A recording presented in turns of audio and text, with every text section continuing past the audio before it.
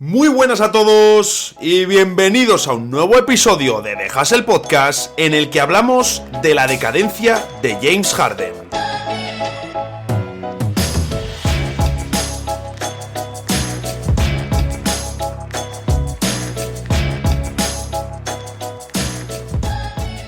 Hubo una época, hace no tanto tiempo, en el que el único debate legítimo sobre la figura de James Harden era su rendimiento en playoffs. Como jugador de temporada regular, como estrella de la temporada regular, el James Harden de Houston es uno de los más diferenciales a nivel ofensivo que podemos encontrar a lo largo de toda la historia de la NBA. Ya no solo es el nivel numérico, que por supuesto, infinidad de récords, promedios impresionantes y exhibiciones inhumanas, pero era también por sensaciones, de cómo empezó en Houston, cómo tras la salida de Dwight Howard y la llegada de Mike D'Antoni, encontramos un equipo que nos sorprendió muchísimo, hasta llegar Daryl Morey y explotar la analítica, incluso alcanzando un punto insano en el que parecía que las decisiones baloncestísticas quedaban en un segundo plano, que la cifra, que el dato, tenía que imponerse a la decisión, al equilibrio racional en cancha. Pero más allá del estilo, más allá de gustos, porque a mucha gente no le gustaban ni esos Rockets, ni esa última versión de Harden antes de la llegada de Russell Westbrook y la intentona desesperada del microball. El propio Chris Paul fue quien pidió el tener algo más, algo que rompiese el esquema, algo imprevisible que no esperase la defensa. Pero no se dio ese caso. Y así jugaron, así llegaron muy lejos, hasta ese Game 7 contra los Warriors de Kevin Durant, que representa su pico. Y también así murieron. Recuerdo la primera vez, yo que siempre he sido un enamorado y fiel defensor de Harden en temporada regular, recuerdo la primera vez que le vi siendo pasivo en playoffs. Más allá del acierto, más allá de si había estado fino, había estado inspirado, recuerdo cuándo fue ese momento de decir, oye, esta versión de James Harden es pasiva. Y fue precisamente en una serie de la que ya hemos hablado aquí en varias ocasiones, la serie contra Lakers de semifinales del oeste de 2020, en Disney. Recuerdo ese plan defensivo de los Lakers, que aquí hemos hablado, de doblar a James Harden y liberar a Russell Westbrook. Y recuerdo ver a un James Harden muy pasota, sin ser agresivo. Y efectivamente, había una razón. Él ya sabía que eso llegaba a su fin, que lo siguiente era pedir el traspaso. Luego en Brooklyn vimos un proyecto de ingeniería express junto a Kyrie Irving y Kevin Durant, completados por Joe Harris y Jeff Green, formando un quinteto que, cuando estuvieron sanos, ganaron casi todo. Que de no lesionarse, ya no hablo del pie de Kevin Durant, de pisar la línea contra los Bucks. Un equipo que de no lesionarse hubiesen ganado a Milwaukee y probablemente hubiesen ganado el título de la NBA. Pero los trofeos hipotéticos no sirven de nada. Y tras eso, Harden quiso salir de nuevo y aterrizó por segunda vez en su segunda petición de traspaso en el destino que él quería, Philadelphia 76ers, para jugar con Joel Embiid y reencontrarse con Daryl Morey. Es cierto que sus primeros playoffs fueron terribles, dignos de una película de terror. Se pueden justificar con que llevaba pocos meses, pero dejó una imagen terrible. Y tras eso hizo algo que realmente me gustó. Apostó por sí mismo, rebajó su contrato para ayudar al equipo en el mercado y, de paso, decir, oye, aquí estoy yo, quiero demostraros que todavía existe ese jugador por el que habéis apostado. Y lo cierto es que en la 2022-2023 le vimos realizar una excelente temporada regular, que es, por cierto, inexplicable que no fuese elegido como All-Star James Harden. Y después de eso, y aunque los promedios como tal no son malos, le volvimos a ver con falta de agresividad en los playoffs, sobre todo en la serie contra Boston.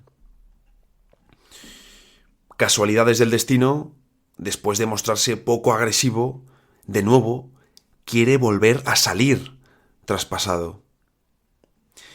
Pero ¿qué ocurre? Que el Harden que pide salir de Houston tiene poder y es uno de los mejores jugadores de toda la liga. El Harden que pide salir de Brooklyn tiene poder y sigue siendo uno de los mejores de la liga.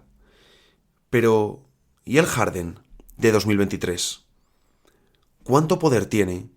¿Y dónde se ubica en la lista de mejores jugadores en su puesto, en su rol? Ya no hablo de ser escolta. Hablo como playmaker, como base. Porque la realidad es que Harden lleva muchos años, siendo el base natural de su equipo.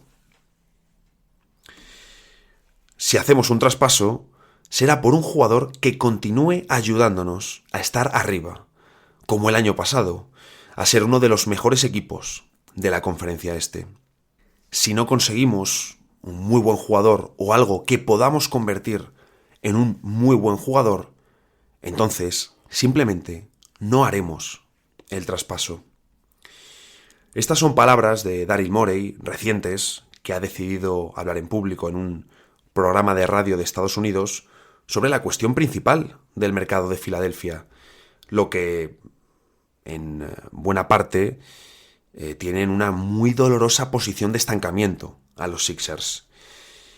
Morey ha dicho que ellos van a cumplir con su parte, que si Harden les ha dicho que él quiere salir, que ellos van a buscar un traspaso, pero claro, Harden solo quiere irse a los Clippers, solo quiere jugar en un equipo que a su vez es uno de los más capados en cuanto a activos, tanto de draft y de jugadores, si no quiere renunciar a su posición de candidatos. Y por otro lado, tampoco está muy claro que los Clippers quieran alcanzar el precio que piden los Sixers. Bueno, de hecho podríamos decir que no lo quieren alcanzar si es que conocemos realmente lo que pueden sacar los Sixers por Harden. Porque volvemos a lo mismo.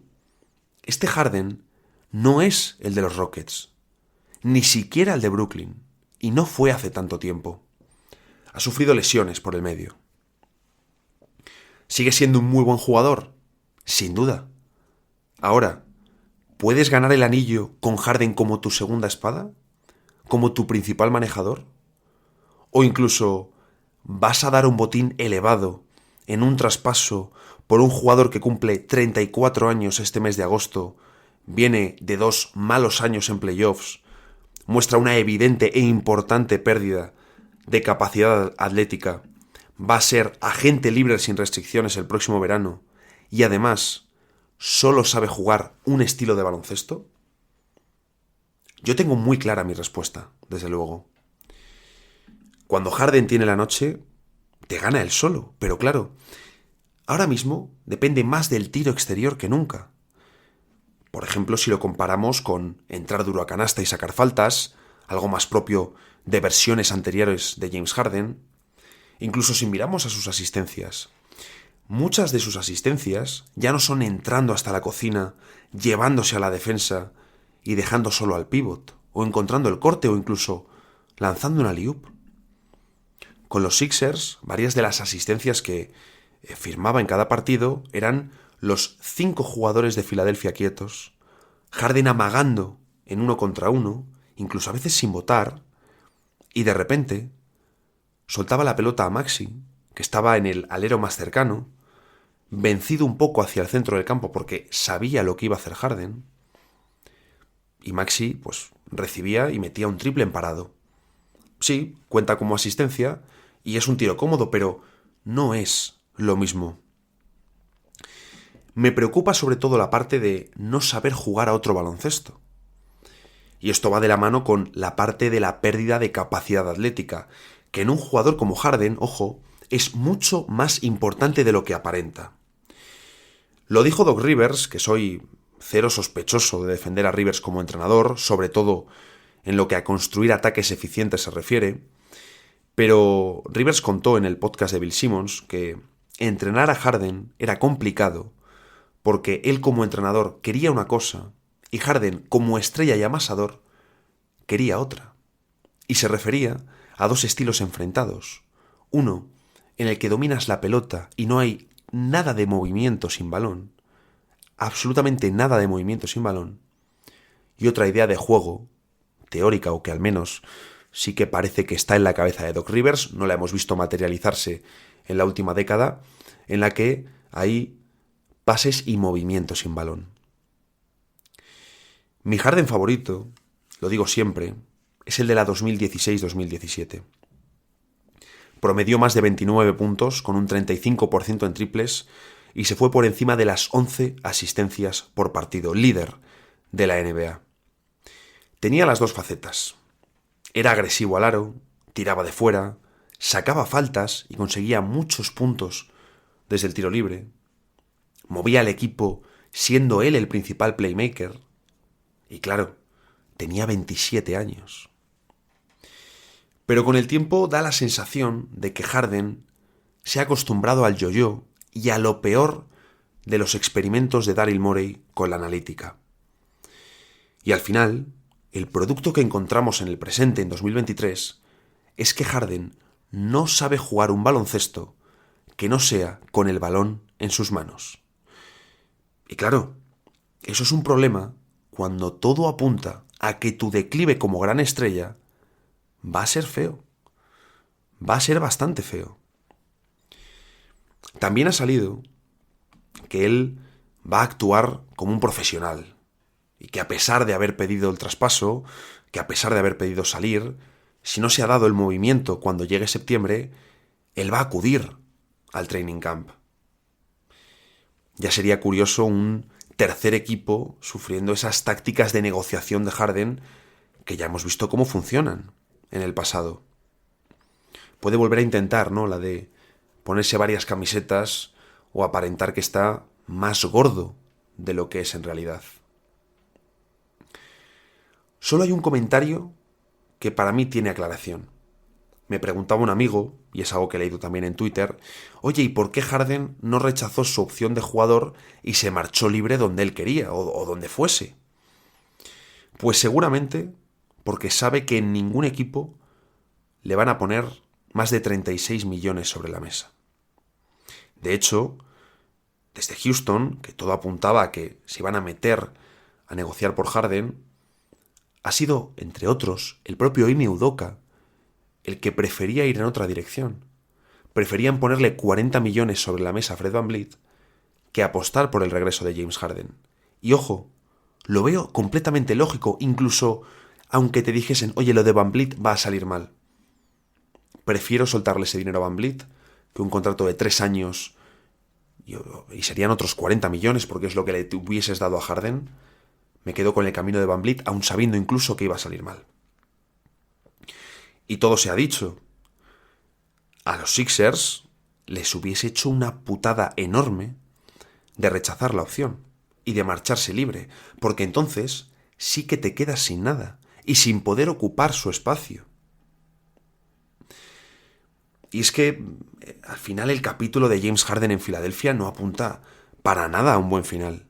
Para ninguna de las dos partes, porque ni los Sixers quieren aceptar un precio bajo. Se estaría hablando como precio bajo de Terence Mann y valor de primeras rondas desde los Clippers. Quiero ver yo qué sería eso. Ni Harden parece considerar otras opciones. Ojo, también hay que destacarlo. El verano de la franquicia es horroroso.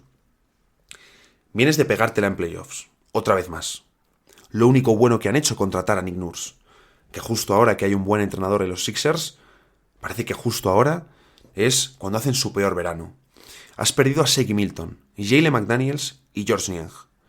Más preocupantes los dos últimos. Sobre todo, me hubiese gustado ver más a McDaniels en el equipo de Filadelfia. Es cierto que no tuvo tanto papel en playoffs. Pero, ¿qué has firmado? A Patrick Beverley, Montrezl Harrell y Mo Bamba, además de renovar a Paul Reed. Pero, más allá de cómo termine la historia, ya hablaremos de mercado, todavía queda mucho por decidirse. Debo decir que me produce lástima cómo está evolucionando el caso Harden.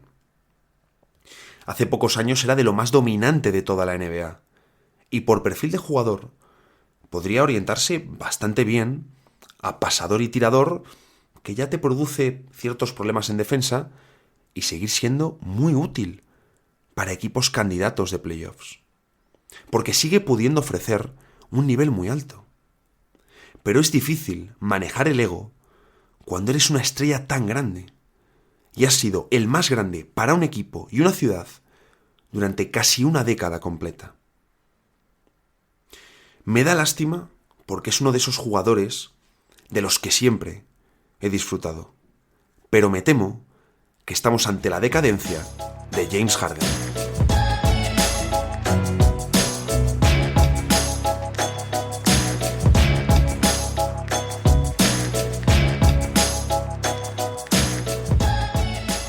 Es jueves y hoy toca la sección de noticias, en la que vamos a comentar, lógicamente, temas de reciente actualidad. Hoy traigo 3. No me voy a meter tanto ya en temas de fichajes porque las informaciones que salen son ahora de 2 tipos. O movimientos menores, por ejemplo, el posible interés de los Chicago Bulls en Christian Wood, que no sería un movimiento muy relevante, algo que cambie la liga. Y el otro tipo, pues son las micronovedades que recibimos sobre todo de los casos de Lillard y Harden, cuyo desarrollo parece que se va a extender en el tiempo. La primera noticia, la renovación del contrato de Mark Daigneault por parte de Oklahoma City Thunder. Este señor, aparte de tener uno de los nombres más característicos y chulos de toda la NBA, jugadores incluidos, nos ha dejado demostraciones tremendas en sus 3 primeros años en Oklahoma. Fijaros, llegó con 34 a la liga como asistente ya en OKC. Tras solo una temporada de asistente, le ascienden al puesto de entrenador jefe. Lleva 3 temporadas, en las 2 primeras había poco material en el equipo. Este último curso tampoco es que tuviese una plantilla maravillosa o una plantilla muy distinta.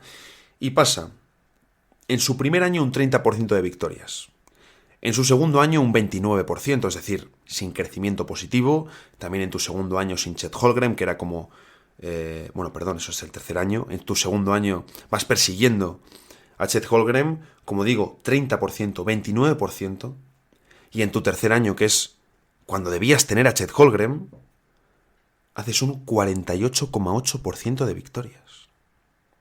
El salto es monumental, pero monumental. Sam Presti, general manager del equipo, ha contado que ambas partes han llegado a un acuerdo de extensión por varios años. Que, por cierto, ¿sabéis qué hizo antes de ser asistente, de estrenarse en la NBA con OKC?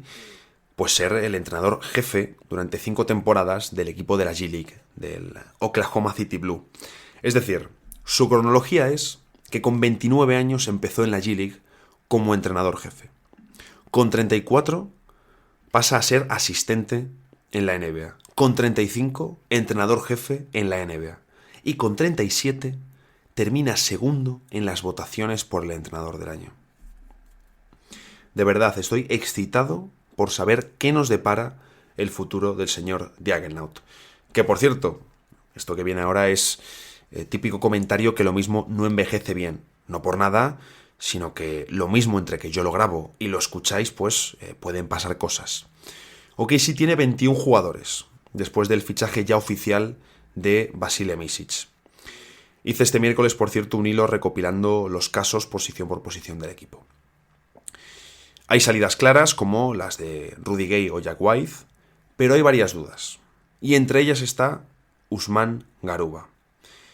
Puede ser uno de los que salga, Y el problema de ahora en OKC es que el resto de equipos saben que necesitas dar salida a jugadores. Entonces, si vienen a negociar conmigo desde Oklahoma para quitarse jugadores de encima, por mucho que sean jóvenes, les voy a pedir cosas.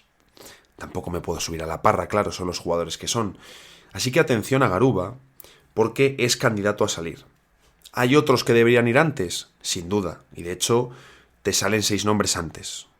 Un poco pelados, tampoco va muy sobrado. Pero ¿qué ocurre? Que hay casos como el de Bertans, que no es tan fácil. Es decir, Dallas te ha pagado en rondas precisamente para que te comas ese contrato. No puedes cortar ese contrato ahora por la cara. Lo suyo es comerte este año y si quieres, el año siguiente, haces una stretch provision y aligeras la carga. Perfecto, pero este año te lo tienes que comer. Y encontrar un traspaso no va a ser fácil. Y lo que no vas a hacer es dar activos para quitarte el contrato de Bertans cuando hace unas pocas semanas te has llevado activos para comerte el contrato de Bertans. Entonces, como digo, sigue en el aire, puede salir, y aunque se quede, no sería para nada buena señal el empezar la temporada como 14º o 15º jugador de la plantilla. Es que sería incluso menos que en Houston. O sea que, cuidado. Segunda noticia sobre la continuidad de Anthony Davis en los Lakers. Ha hablado Dave McMenamin, periodista de ESPN, conocido por estar asignado al equipo en cuestión de LeBron James.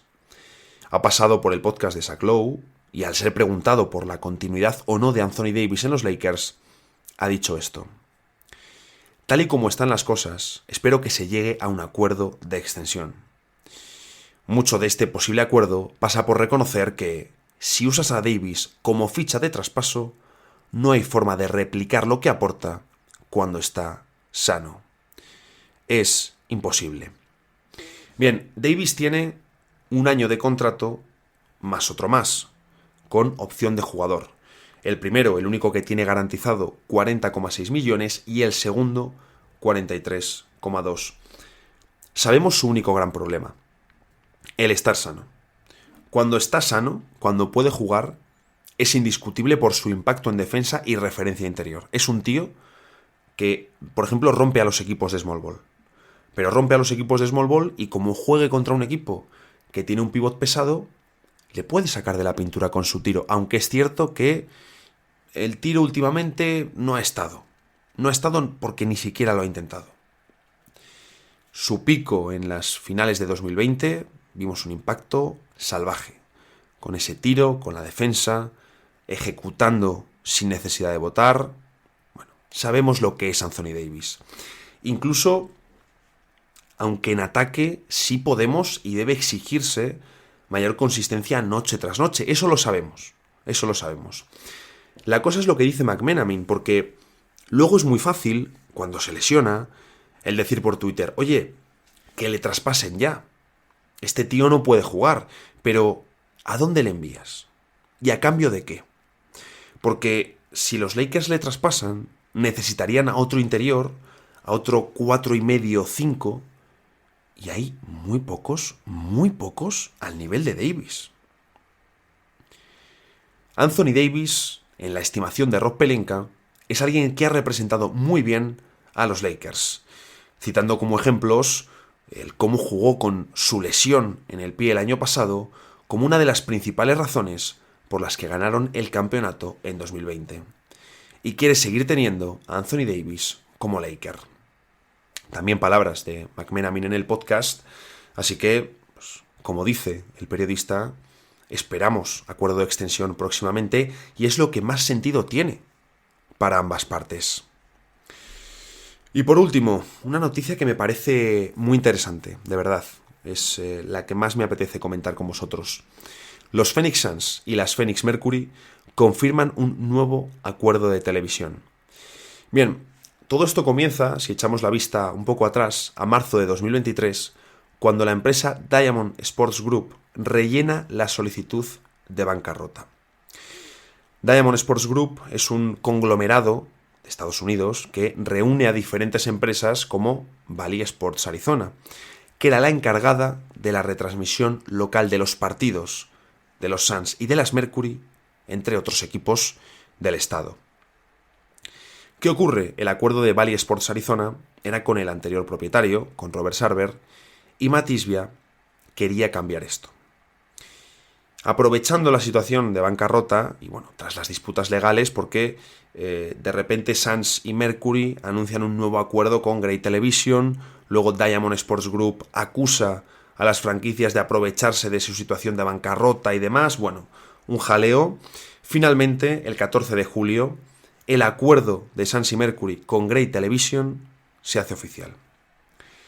¿Qué supone este acuerdo?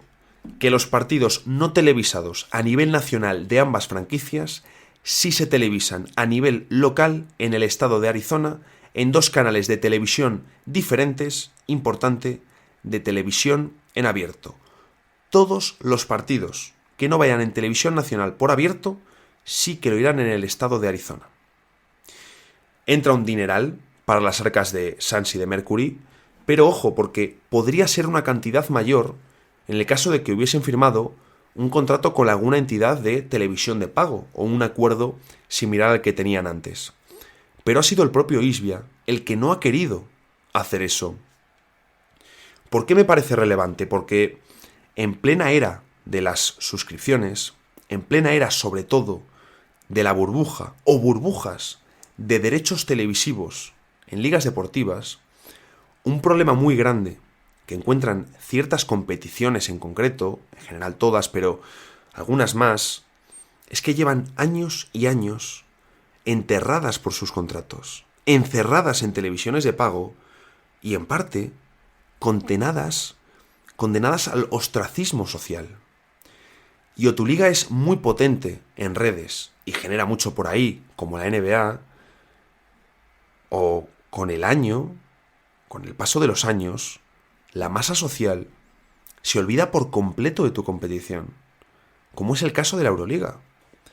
Una competición fantástica, a nivel deportivo un producto top, pero absolutamente desconocida para el gran público. Si la NBA ya es nicho, porque lo es, si el fútbol incluso cada vez se sigue menos entre los jóvenes, por más motivos también, ¿qué hace una competición cuando no es fuerte en redes sociales y lleva una década en televisión de pago? ¿Cómo creces? ¿Cómo creas nuevos aficionados en cantidades importantes? Es difícil, ¿eh? Es un pedazo de desafío. Y con este movimiento, Ishbia va en la dirección completamente contraria. Es decir, oye, renuncio a dinero al corto plazo, que te sigue entrando muchísimo, porque sé que es beneficioso en el medio. Sé que va a enganchar a más gente. Familias que van a tener la costumbre de ver los partidos. Porque además, uno de esos canales en los que se va a emitir los partidos es precisamente una televisión orientada a las familias de Arizona. Estoy emocionado de poder ofrecer a los fans de los Suns y Mercury esta asociación con Gray Television que cambiará la industria. Estoy orgulloso de que estemos a la vanguardia de este cambio para hacer que el deporte sea más accesible, lo que no solo sirve a nuestra base de fans, sino que también ayuda a construir futuros amantes de la NBA y la WNBA. No sabéis lo feliz que me hace encontrar una situación en el deporte actual en la que, cuando hablamos de derechos televisivos, se prima el interés del deporte, de la liga, de la gente, ante el único interés de beneficio económico al corto plazo. Porque además es que es un efecto dominó, es decir, si tú apuestas por sacar muchísimo dinero ahora, por sacar la tajada, matas o hieres, incluso de gravedad, al futuro de la competición.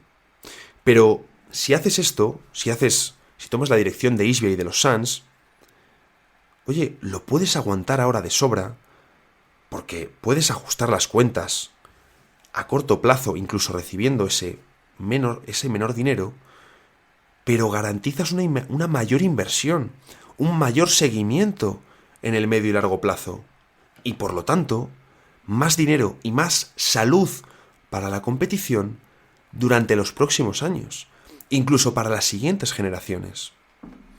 De verdad, me alegra muchísimo, y más un Isbia que ha entrado con todo, que es un hijo de millonario, es decir, no lo digo como crítica, él no es un millonario forjado a sí mismo, que puede conocer desde la base el valor del dinero y demás, el esfuerzo. No, tampoco conocemos su caso personal, pero él trabaja en las compañías de su padre, que fue el primer gran empresario de la familia. Y que Matt Isbia haya liderado esta decisión, de verdad, me encanta, porque es lo más lógico, realmente, incluso pensando desde la perspectiva del dinero, pero no pensándolo en una perspectiva de codicia desmesurada al corto plazo, sino de inteligencia y que va a beneficiar a todas las partes al medio plazo. De verdad, me siento hasta emocionado ahora, después de contar esto. Es una noticia muy buena para el deporte y ojalá se replicase más en otras competiciones. No es fácil, hay muchas presiones, el dinero es lo primero que se mira, pero no siempre hay que mirar el dinero lo primero, porque luego afectas a la competición y acabas afectando también al dinero al medio plazo. Pero bueno, cositas para comentaros. Este fin de semana me voy de vacaciones. En principio seguimos con el podcast la próxima semana, aunque ya estoy pensando en las novedades para la próxima temporada. Y hay una que sería grande, ojo, bastante grande, no de contenido como tal, pero bueno, ahí estoy dándole vueltas a diferentes ideas. Sí que pasaré un formulario de feedback para que me deis un poco vuestra opinión sobre esta primera temporada, sobre varios aspectos. Porque yo esto lo disfruto, me encanta hacerlo, quiero contar con vuestras opiniones y sobre todo quiero que esto siga creciendo. Así que, mientras preparo estas historias, ya sabéis, nos vemos el lunes en el próximo episodio de Dejas el Podcast.